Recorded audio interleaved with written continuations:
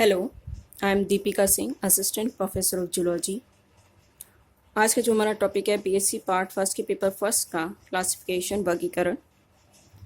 तो आज इसमें हम इतिहास देखेंगे वर्गीकरण का कि कैसे इसकी शुरुआत हुई और कुछ टाइप्स देखेंगे क्लासिफिकेशन के। दो बेसिक टाइप्स, कृत्रिम वर्गीकरण और प्राकृतिक वर्गीकरण, वो क्या होते हैं। तो इतिहास की बात करें तो क्लासिफिकेशन की शुरुआत हुई है हिप्पोक्रेट्स, जिन्हें हम फादर ऑफ मेडिसिन कहते हैं। उसके बाद अरिस्टोटल, जो कि एक ग्रीक दार्शनिक थे और फादर ऑफ जूलॉजी कहलाते हैं। इन्होंने कुछ समूह बनाए प्राणियों के, एनिमल्स के, और उन्हें वर्गीकृत करने का प्रयास किया। बॉटनी में जो फादर ऑफ बॉटनी कहलाते हैं थियोफ्रेस्टस, उन्होंने भी पेड़ों को 4 वर्गों में बांटा। उनकी जो लिखी हुई बुक थी वो थी हिस्टोरिया प्लेंटेरम। अरस्तु ने भी एक अपनी बुक लिखी जिसे हम हिस्टोरिया एनिमिलियम कहते हैं, और उसमें उन्होंने जो एनिमल्स हैं उनके 2 महासमूह या ग्रुप्स बनाए, और उसका आधार उन्होंने रखा रुधिर का रंग, या जो बॉडी फ्लूइड होता है उसका कलर जो है इसका बेसिस था। तो पहला जो उन्होंने महासमूह या ग्रुप बनाया है वो है एनाइमा, और दूसरा है इनाइमा। तो एनाइमा में उन्होंने उन प्राणियों को, जंतुओं को रखा है जिनके रुधिर का रंग लाल नहीं होता, यानी कि सभी अकशेरुकी जो इन्वर्टिब्रेट्स हैं वो इसमें आ जाते हैं।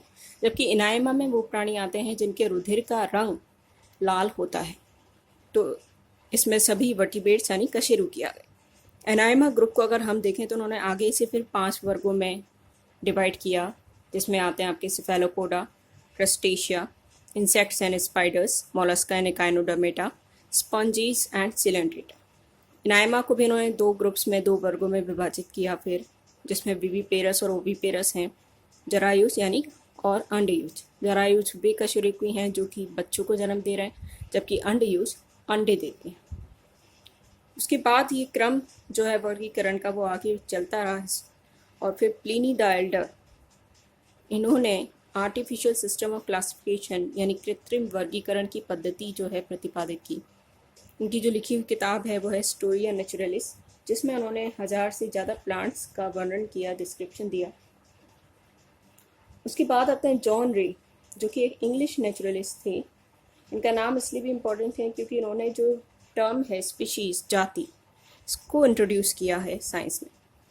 और इनकी लिखी हुई जो किताब है हिस्टोरिया जनरलिस प्लांटेरम, जिसमें उन्होंने 1686 से लेकर 1704 में 18,600 से ज़्यादा प्लांट्स का डिस्क्रिप्शन या वर्णन किया है। इसके बाद कैरोलस लीनियस, जो कि स्वीडिश नेचुरलिस्ट थे, उन्होंने भी प्लांट्स और एनिमल्स का वर्गीकरण किया। उन्होंने 2 किताबें लिखी हैं इसके लिए, स्पीशीज प्लांटेरम 1753 में, जिसमें 5,900 स्पीशीज जो है प्लांट्स की वो डिस्क्राइब्ड हैं। सिस्टमा नेचुरी 1758 में, जिसमें 4,326 स्पीशीज उन्होंने एनिमल्स की डिस्क्राइब किए। तो हम देखते हैं कि एरिस्टोटल से लेके, अरस्तु से लेके लीनियस तक, इन सभी सिस्टमैटिक्स ने जो वर्गीकरण की पद्धति फॉलो की वो थी कृत्रिम वर्गीकरण की पद्धति या आर्टिफिशियल सिस्टम ऑफ क्लासिफिकेशन। और ये आर्टिफिशियल सिस्टम ऑफ क्लासिफिकेशन क्या है? इस सिस्टम में हम केवल 1, 2 या कभी कभी कुछ ही लक्षणों के आधार पर प्राणियों का वर्गीकरण करते हैं। यानी अगर 2 प्राणी एक लक्षण में समानता दिखा रहे हैं तो उनको हम एक समान समूह में रख देंगे। 2 लक्षण उनके समान है तो भी एक समूह में उनको रख दिया जाए, और कुछ लक्षणों में समानता दिखा रहे हैं तो उन्हें समान समूह में रख दिया जाए, और अगर समानता नहीं है तो उन्हें अलग अलग समूह में रख दिया जाए। तो केवल 1 या 2 लक्षण को आधार बनाना, यहाँ तक कि इसमें स्वभाव और आवास, हैबिट और हैबिटेट को भी आधार बना लिया जाता है। अगर मान लीजिए एक ही आवास में जो प्राणी मिल रहे हैं उनको एक ही समूह में रख दिया जाए, या उनका स्वभाव अगर एक प्रकार का है तो एक ही समूह में रख दिया जाए उन्हें, तो ये कृत्रिम वर्गीकरण कहलाता है। क्योंकि ये 1 या 2 या कुछ ही लक्षणों पर बेस है, तो इसके आधार पर हम कभी भी जो जीवों के मध्य प्राकृतिक समानता का पता नहीं लगा सकते। हम ये नहीं जान सकते कि वो सही रूप में समान है या नहीं। इसलिए इसे कृत्रिम वर्गीकरण कहा जाता है, आर्टिफिशियल सिस्टम क्लासिफिकेशन कहा जाता है, क्योंकि आपको केवल ये एक तरह से कृत्रिमता प्रदान करता है कि ये दोनों जीव जो हैं समान हैं, जो कि सही में, असल में सही नहीं है। तो इसका इंट्रोडक्शन जैसे प्लिनी द एल्डर ने किया, और उन्होंने ऐसे लक्षणों को यूज़ किया वर्गीकरण के लिए, जैसे कि स्थल, वायु या जल में जो प्राणी पाए जा रहे हैं उनको एक एक समूह में रख दिया। जो स्थल में मिल रहे हैं वो स्थलीय जीव हो गए, वायु में पाए जाने वाले वायु जीव हो गए, और जो जल में मिल रहे हैं वो जलीय जीवों में रख दिए गए। तो एक एक समूह इनका इन्होंने बना दिया, यानी इन्होंने आवास को आधार बनाया वर्गीकरण के लिए। इसके अलावा उन्होंने प्राणियों को उड़ने के आधार पर भी वर्गीकृत किया। जैसे जो उड़ने वाले प्राणी थे उनको उड़नशील समूह में रख दिया, फ्लाइट ग्रुप में रख दिया, और जो उड़ नहीं सकते उन्हें नॉन फ्लाइट ग्रुप में रख दिया। तो इस आधार पर आप देखेंगे कि जो बैट्स, इंसेक्ट्स और बर्ड्स हैं वो एक ही समूह में आ जाएंगे। और इसका एक ही समूह में आने का ये होगा कि उनके बीच में कोई ना कोई प्राकृतिक समानता है, जबकि ऐसा सही नहीं है। आप जानते हैं कि बैट्स, बर्ड्स और ये इंसेक्ट्स जो हैं अलग अलग वर्गों के हैं, बिल्कुल आपस में समानता नहीं रखते हैं किसी प्रकार की, सिवाय ये समानता के कि वो उड़ सकते हैं। तो कृत्रिम वर्गीकरण को इस्तेमाल करना या उसको प्रयोग में लाना बहुत ही उसमें काफ़ी ड्रॉबैक्स हैं, काफ़ी दोष होता है उसमें। कैरोलस लिनियस ने भी इसको यूज़ किया पेड़ों के वर्गीकरण के लिए। उन्होंने उनके प्रजनन अंगों की संख्या को इसमें आधार बनाया और पेड़ों को ग्रुप्स में बांटा। अब हम देखते हैं कि आर्टिफिशियल क्लासिफिकेशन, हमने देखा कि उसमें कई दोष हैं, और वो दोष क्या क्या हैं। जैसे कि आर्टिफिशियल क्लासिफिकेशन के आधार पर हम किसी प्रकार से दो जीवों में प्राकृतिक समानता का निर्धारण नहीं कर सकते। मान लीजिए अगर एक लक्षण दो प्राणियों में समान है, इसका अर्थ कतई ये नहीं है कि वो दोनों प्राकृतिक रूप से भी समान है, यानी वो केवल ऊपर से आपको दिख रहा है कि वो समान है, लेकिन अगर आप उनका अध्ययन करेंगे डीपली जाके और लक्षणों को देखेंगे तो वो भिन्न पाए जाएंगे उन दोनों में। तो केवल एक लक्षण को या दो लक्षणों को समानता का आधार बिल्कुल नहीं बनाया जा सकता। अगर हम कृत्रिम वर्गीकरण करते हैं तो कुछ ही लक्षण लेते हैं और उसके आधार पर हम विकास की दशा का ज्ञान भी नहीं कर पाएंगे। मान लीजिए एक व्यक्ति के जिस लक्षण को प्रयोग में ला रहा है वर्गीकरण करने के लिए एक जीव के, अगर वो विकसित लक्षण है तो उसके आधार पर बोल दिया जाएगा कि वो प्राणी जो है वो विकास की दशा या जो उसकी विकास की अवस्था है वो काफ़ी आगे। लेकिन वहीं अगर कोई दूसरा व्यक्ति उसी प्राणी के किसी प्राचीन लक्षण को लेके उसका वर्गीकरण करने लग जाए तो फिर ये प्रतीत होगा कि वो प्राणी जो है काफ़ी प्राचीन है। तो यहाँ पे अगर हम एक ही लक्षण लें या एक या दो ही लक्षण लेंगे तो उसके आधार पर विकास का हम कभी ज्ञान नहीं लगा पाएंगे कि वो विकसित है, अविकसित है या प्राचीन प्राणी। इसी कारण क्या होता है कि जो लक्षण यहाँ पे यूज़ किए जाते हैं कृत्रिम वर्गीकरण में, वो कुछ लक्षण ऐसे भी होते हैं जो कि एनवायरनमेंट के साथ चेंज हो जाते हैं। फॉर एग्जांपल अगर हम लीव्स का आकार, साइज ऑफ लीव्स को लें प्लांट्स के वर्गीकरण के लिए, तो एक मौसम में हो सकता है उस पर जो उनका आकार है वो छोटा हो, जबकि कुछ महीने बाद या अगले मौसम में वो बड़ा हो जाए। तो ऐसे लक्षण जो एनवायरनमेंट के साथ बदल रहे हैं उनको इसमें आधार बना ले साथ भी बदलते रहते हैं। जैसे कई पेड़ों में छोटी पत्तियां पाई जाती हैं एक मौसम में, जबकि अगले मौसम में वो बड़ी पत्तियां हो जाती है। तो पत्तियों के आकार को अगर आप वर्गीकरण का आधार बनाएंगे तो बिल्कुल गलत होगा, क्योंकि वो पर्यावरण के साथ बदल रहा है। तो ये लक्षण बदलते भी रहते हैं। इस कारण से क्या होता है, कृत्रिम वर्गीकरण का अगर आप प्रयोग करेंगे प्राणियों के वर्गीकरण में, तो जो भिन्न प्राणी हैं, ऐसे प्राणी जो आपस में एक्चुअल में रियल में कोई समानता नहीं रखते हैं, वो एक ही वर्ग में आ जाएंगे। जबकि ऐसे प्राणी जो सही मायनों में समान हैं, जिनमें आपस में प्राकृतिक संबंध है, वो भिन्न भिन्न वर्गों में रख दिए जाएंगे। उदाहरण के लिए जैसा मैंने पहले बताया, बैट्स, इंसेक्ट, बर्ड्स को फ्लाइट एनिमल्स के ग्रुप में रख देना, और जबकि बैट, व्हेल और रैट उनको अगर उनके आवास के आधार पर वर्गीकरण करेंगे तो वो अलग अलग समूह में चले जाएंगे, जबकि तीनों ही मैमल्स हैं और एक ही ग्रुप में आने चाहिए। तो ये जो कृत्रिम वर्गीकरण है, इसके आधार पर हम नेचुरल रिलेशनशिप्स या प्राकृतिक संबंधों का निर्धारण किसी भी प्रकार से नहीं कर सकते। तो इसके विपरीत जो वर्गीकरण जो अब बाद में जो है कृत्रिम वर्गीकरण के दोषों को देखने के बाद जो यूज़ किया जा रहा है वो है प्राकृतिक वर्गीकरण, natural system of classification.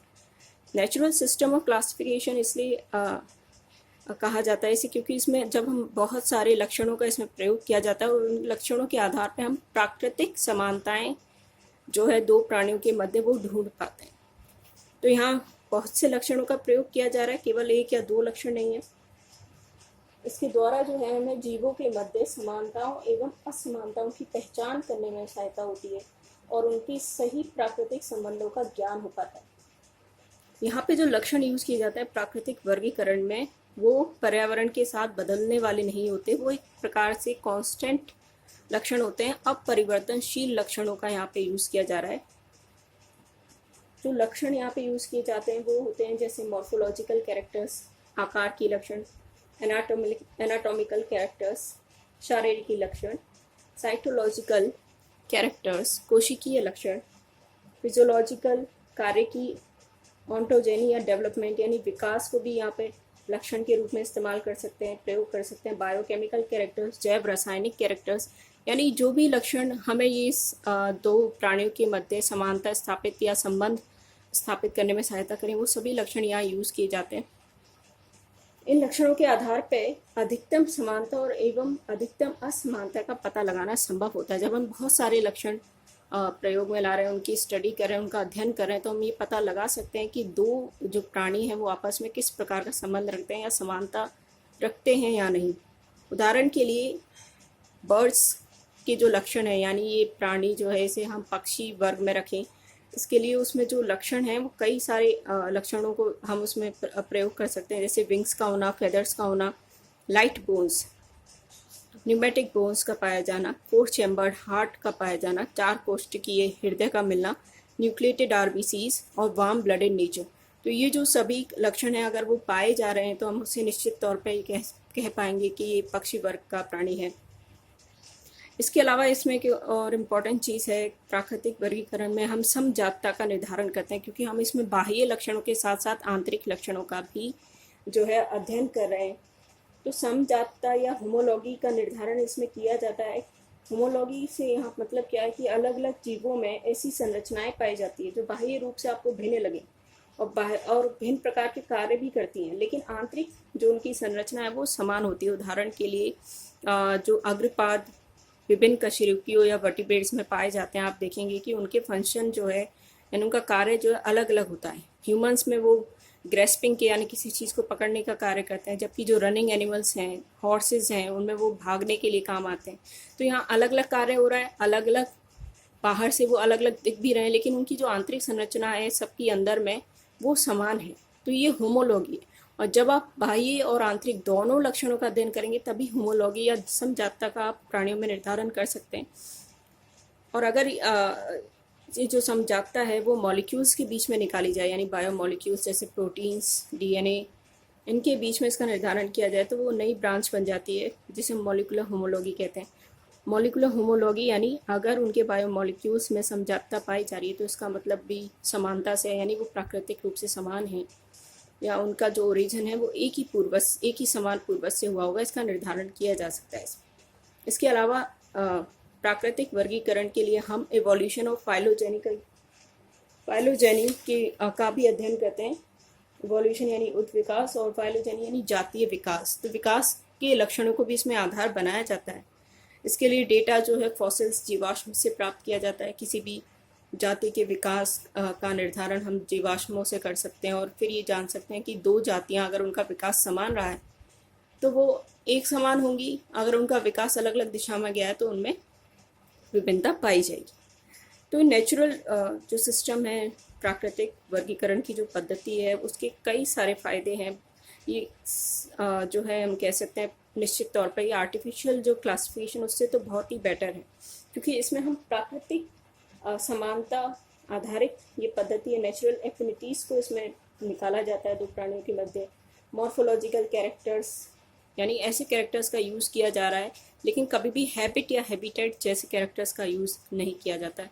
Constant लक्षणों का यूज़ किया जा रहा है। इस कारण से क्या होता है, जब हम इतने सारे लक्षणों को और एक प्रकार से अपरिवर्तनशील लक्षणों को, यहाँ तक कि विकासीय लक्षणों को भी स्टडी कर रहे हैं, और इससे क्या होता है कि जो रिलेटेड ऑर्गेनिजम्स हैं वो सेम ग्रुप में ही रखे जाएंगे, और जो ऐसे जंतु हैं या ऐसे प्राणी जिनमें आपस में कोई समानता नहीं वो अलग अलग ग्रुप्स में ही जाएंगे।